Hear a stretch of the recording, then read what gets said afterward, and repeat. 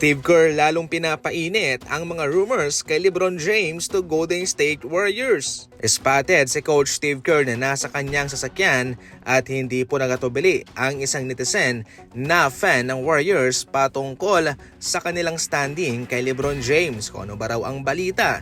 At sinabi mismo ni Coach Steve Kerr na we got him, nakuha na raw.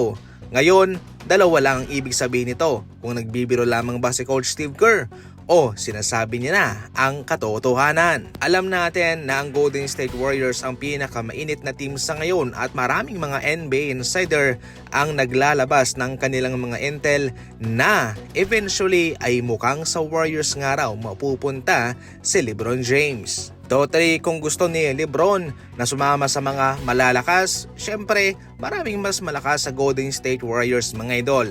Miami Heat, Philadelphia 76ers, kung Cavaliers. Pero kung patungkol sa kanyang kasiyahan sa kung ano bang team ang gustong makita ng kanyang mga fans na puntahan niya, kung saan ba gagawa ng ingay ang kanyang pangalan, well, sa Golden State Warriors po yan. Hindi naman niya talaga kailangan magkampiyon pa. Sabi nga ho ni Rich Paul, hindi na naghahabol ng sing-sing si LeBron James. Kung sa tingin niya saan siya masaya, yun ang kanyang kupunan na pipiliin at pupuntahan. At yung sinabi mismo ni Coach Steve Kerr ay lalo lamang nagpapainit mga idol sa mga usap-usapan ngayon na mukhang doon na nga sa kanila pupunta si LeBron James. Matatagalan pa bago matapos ang Kawhi Leonard investigation sa aspiration mga idol ng NBA. Ayan kasi sa nakalap nating report ay magkakaroon pa ng second batch na investigation. Ibig sabihin nito ay matatagalan pa bago natin makita o makuha mismo ng NBA ang resulta nito. Nangangahulugan din na hindi rin po muna makakalaro si Kawhi dahil on hold ang trade dahil hindi pa tapos ang investigasyon. So sa report nga ni Shams mga idol ay posibleng ma-void ang kanyang kontrata, yung kanyang 149 million na kontrata. Ngunit hindi po ibabalik ni Kawhi yung kanyang mga nakuha ng pera.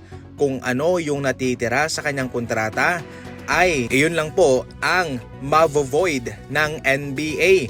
Hindi po niya makukuha at mayroon pa siyang multa mga idol. Pero obligado si Kawhi Leonard na isauli ang kanyang natanggap na nasa 28 million na endorsement fee galing sa aspiration. Kung sakaling totoo ang mga paratang sa kanya, pwedeng mawalan ng draft picks ang Clippers, posibleng mayroong masuspende sa kanilang front office, especially yung owner na si Steve Ballmer. Mayroon ding suspensyon na matatanggap ang Toronto Raptors dahil pumayag sila sa trade, dahil mayroon silang warning galing sa NBA na kung sakaling magti-trade sila kay Kawhi ay dapat handa silang tanggapin ang mga consequences.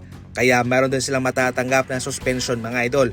Pero hindi inaasahan na mabigat ito kumpara sa matatanggap ng LA Clippers. Ngayon si Kawhi Leonard kung sakaling ma-void ang kanyang kontrata, matik magiging free agent po siya. Babalik si Brandon Ingram sa Toronto Raptors, babalik po si Kawhi sa Clippers at magiging free agent. Para sa mga NBA Fast Break balita, tumuto ka lang, and as always, thank you for watching.